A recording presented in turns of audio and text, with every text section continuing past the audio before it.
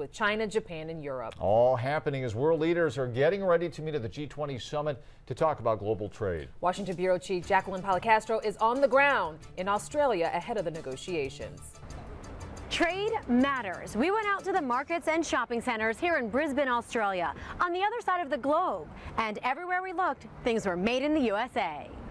This is where we see the effects of global trade, places where goods are sold. Not far from here, leaders of the world's largest economies are getting together to talk trade at the G20 summit. But they aren't the only ones talking. Our local lawmakers have a lot to say, too.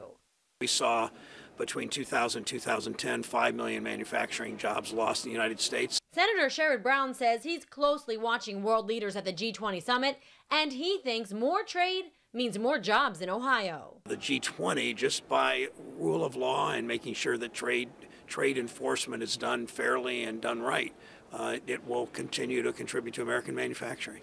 The latest Department of Commerce numbers show Ohio exported nearly $60 billion in goods in 2013, and those exports supported around 259,000 jobs in Ohio. The latest export numbers are up 49%. That's nearly $17 billion from 2009. For our part of America, where we make things, it is absolutely vital.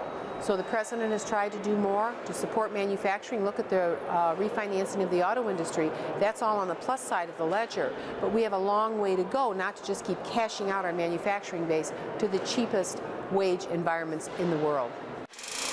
It could be transportation equipment, electronics, or soybeans.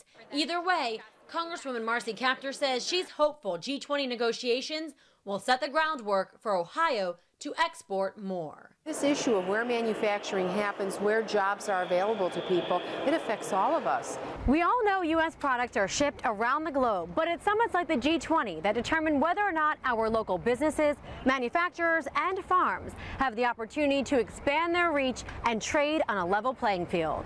Reporting in Brisbane, Australia, I'm Jacqueline Policastro.